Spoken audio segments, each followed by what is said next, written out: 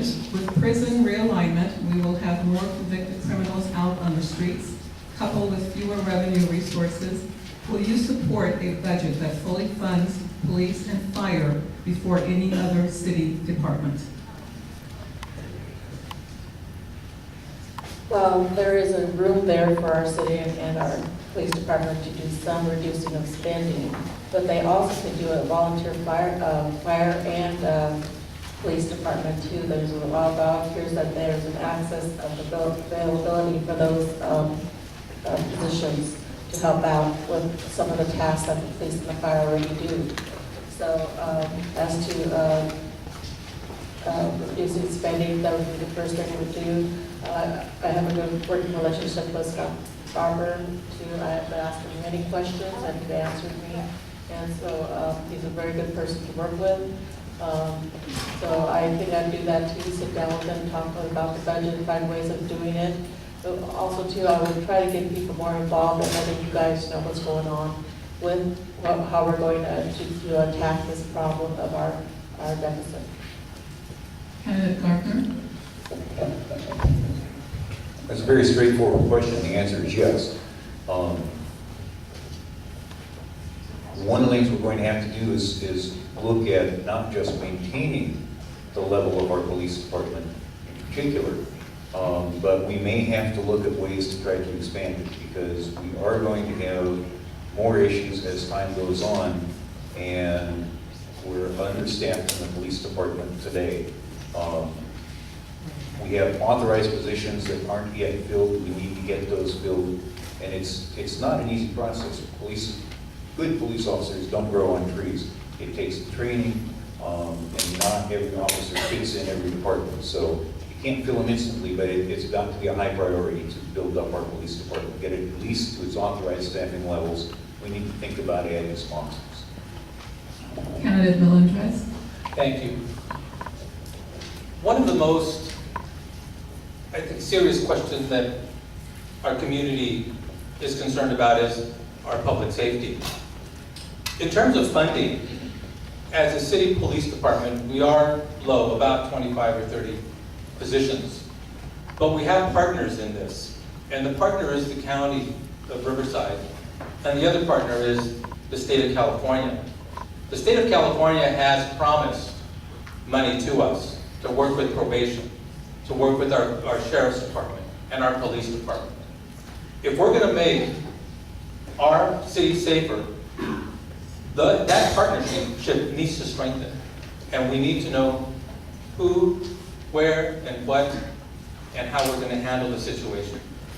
But if we're going to be successful as a city and as an area, that partnership is vitally important. And we need to make sure that that funding comes from the state of California to address the issue of the community. Candidate Petrosello? The answer to your question is yes, I do absolutely support police and fire. Currently, we are still on a spending spree, a bonding spree, and when we spend that money, that takes a hit to our general fund. And our general fund is what we use to pay our police and fire. We've currently put in a new park, which is a wonderful endeavor. I wish that park were there when my children were there, because it was right by my house. But what that means to our general fund is a payment of $500,000 a year and maintenance of $500,000 a year. So if we support police and fire, we need to make sure that every decision we make when we spend money is not going to take a hit to our general fund, because that's what's going to affect our police and fire. Thank you. Candidate Atkinson? Yeah, I think you need to look at the whole picture. I think the police and fire are very important to our community. They account for probably about 67% of our general fund budget out here. If there are cuts in the general fund, if we're not taking cuts across the board, then we're going to have to make cuts in other areas, maybe parks and rec and recreational programs, libraries, streets. I mean, there's other issues in fact, and we need to take a look at the entire picture and actually look and see and respond to the needs of the community.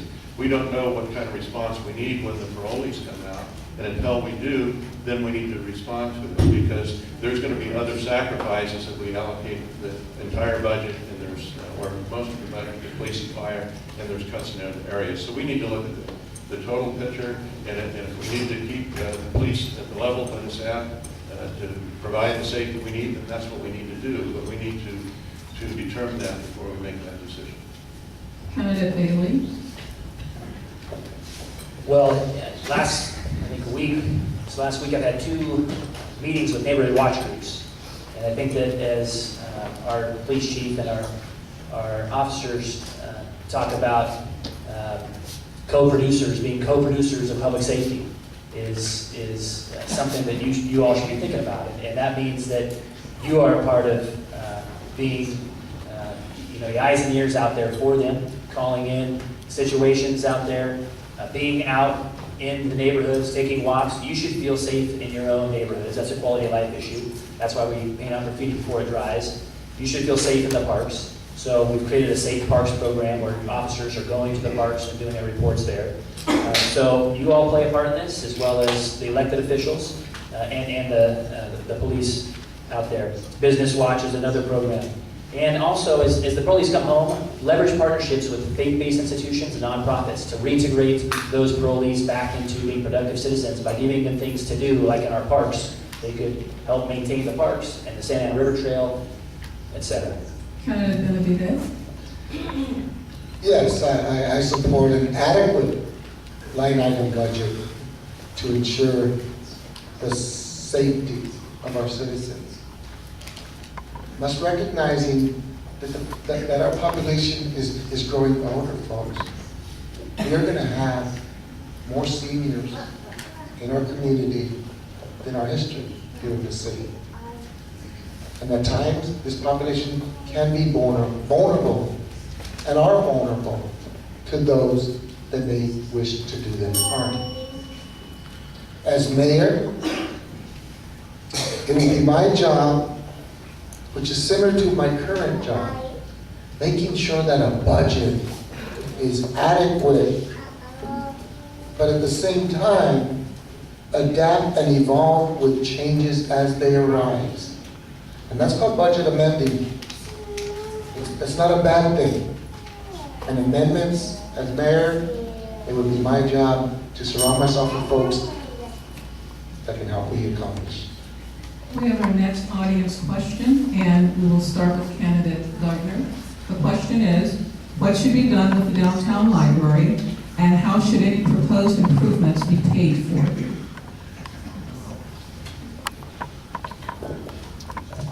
In a perfect world, we'd have enough money to build a much larger downtown library than we have. That's not reality. I think where we are is in a position potentially to invest something on the order of $20 million in a substantial rehabilitation of the existing building. If that's the route we take, I'd like to see the majority of the money spent on the inside of the building, not the outside of the building. I'm not a fan of the architecture personally, but I think what happens inside is more important than what the outside looks like. It needs to be cleaned up, but I wouldn't spend a lot of money on the outside. Realistically, I can't think of a way to fund it in the near term other than if the citizens vote for a parcel tax that will fund it. We have a group looking at other alternatives. I'm not confident they're going to come up with something else. If they do, great. If not, then we can see whether you want to spend the money at this point or not. Yes. Candidate Melendrez. Thank you so much for that question. And, the library was part of our Riverside Renaissance. And Riverside Renaissance did some amazing things for my community, which is Ward 2, and the University Corridor. One of the things that I think you need to establish is priorities, and what are you going to do first? And the library, in my opinion, should have been one of those priorities, to begin working on the library and begin its structure almost immediately. It's a valuable commodity for our downtown Riverside.